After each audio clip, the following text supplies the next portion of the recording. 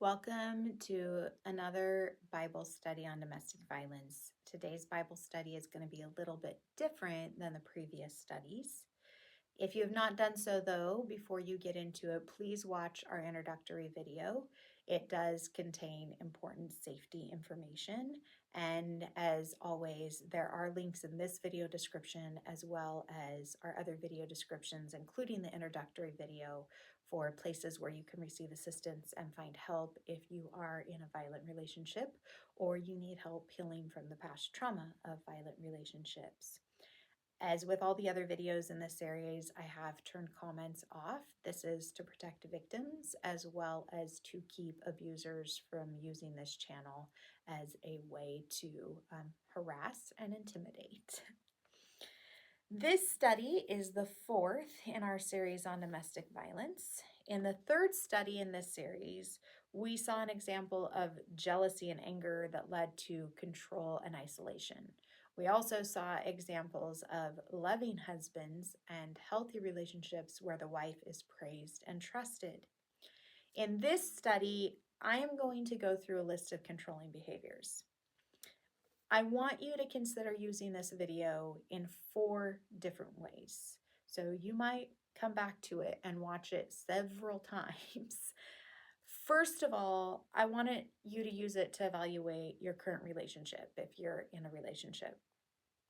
How many of the behaviors that I am listing have you experienced in your current relationship? None of the behaviors listed are healthy. If you recognize several of these behaviors, please seek help. If you don't know where to start, I do suggest you start with prayer. And to find local resources in your community, you can call the National Domestic Violence Hotline.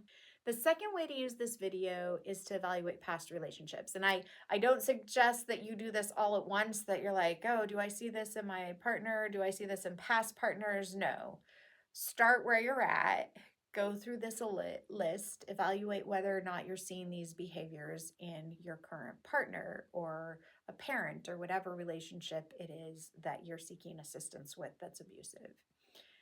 Once you've done that and you've dealt with that, then come back and examine, or if you're not in an abusive relationship anymore, then you can look at, did I see these behaviors in past relationships? Maybe you're wondering if you were a victim and you're not sure whether or not the relationship was healthy or the behaviors were normal.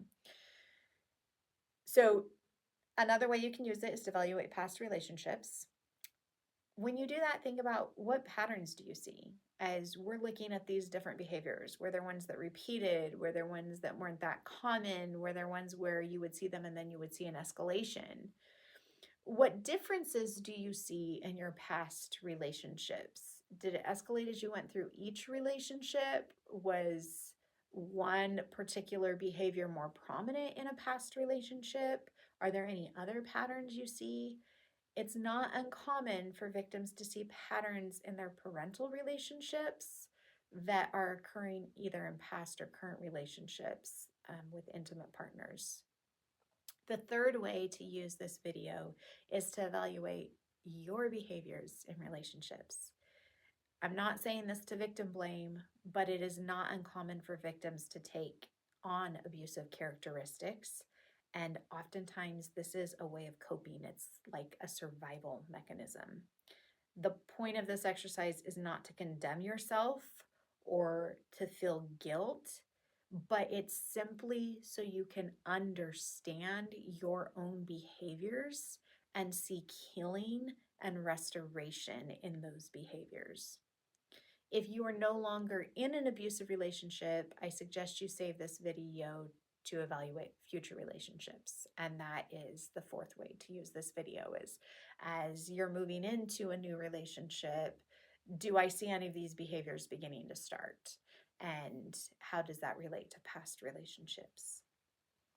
Going through this list can be traumatizing. It's going to bring up memories, more than likely, of abuse. It's going to evoke feelings anywhere from anger to hurt. It can be really traumatizing.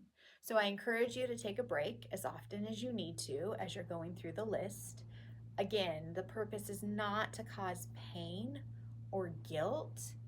It's to make you aware of the characteristics of unhealthy relationships so that you can get out if you see them starting, so that you can identify them and take steps to address them, whether that's you leaving or seeking counseling, and so that you can receive complete healing. So, here's the list. Does your partner forbid or criticize your outsized activities and interests? Does your partner get angry when you disagree with him?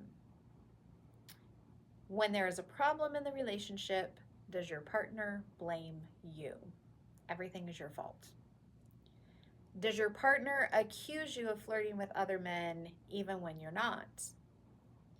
Does your partner follow you or use GPS tracking or surveillance in the home to make sure he knows where you're at? Do you know or suspect that your partner has been involved in other intimate relationships with other people? Is your partner late or stands you up for appointments or dates, always leaving you waiting and never sure? Does your partner drink too much and become physically or verbally abusive? Does your partner embarrass you in front of other people? Is your partner critical of the way you look or dress? Does your partner insist on driving the car when you go out? Has your partner hit, shoved, or threatened you? Does your partner do or say things you never thought you could tolerate? Does your partner stop talking to you or withdraw his affection when he wants to win an argument or make a point? Does your partner say he needs his freedom or his space? Has your partner used physical force to make you bend to his will, or a threat of physical force? And this isn't just hitting, shoving, punching, those types of things, holding a victim, blocking her way. It's also throwing objects, pulling out weapons without making physical contact. Does your partner keep you from having your own financial accounts and give you an allowance to pay the bills, or doesn't give you any money at all and controls all the bills? Does your partner track your internet history and frequently check your phone or your computer or other electronic device? Does your partner withhold information about household finances? Does your partner use sex to quiet your doubts about the relationship? Does your partner let you know he is not interested in your day? Does your partner give you extra money or buy you presents when you have been, quote unquote, good? Does your partner call you a nag or accuse you of stirring up trouble if you want to address problems in the relationship or seek help? Does your partner call you by a demeaning or derogatory name instead of using your real name? Does your partner not let you know when he is going to be late? Does your partner want you around when he is there? Has your partner installed cameras inside your home to watch you? Has your partner been arrested?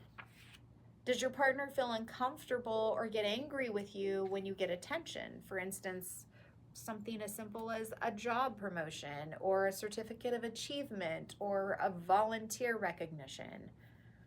Does your partner put down your accomplishments and abilities? Does your partner discount, trivialize, or make fun of your feelings? Does your partner often say, "You're too critical"? Does your partner flirt with women in front of you? Does your partner make you feel sorry for him? Does your partner do things that frighten you? And this can be threats of self-harm as well. I've had a couple of cases where the abuser was not physically violent towards their partner, but they would threaten to hurt themselves as a way of controlling the victim or a family member. Does your partner find fault with your friends and the people you are close to? Does your partner often contradict you? Does your partner say you are crazy, stupid, or incompetent? Is your partner jealous of your relationship with God? In closing, I know that's a lot that we just went through, and it's going to take some time for you to digest all of these things. But as you do, consider these questions. Have you had a partner who controlled you through jealousy? In what ways? And in what ways may he have isolated you? Did you ever try to break the isolation? If so, what happened? If you recognize these behaviors, or if you're struggling with trauma from past relationships, I strongly encourage you to seek help. The National Domestic Violence Hotline, and it is in the video description below, as well as an internet website for the National Domestic Violence Hotline. May God bless you and protect you and give you wisdom and keep you safe and bring you fulfillment and joy.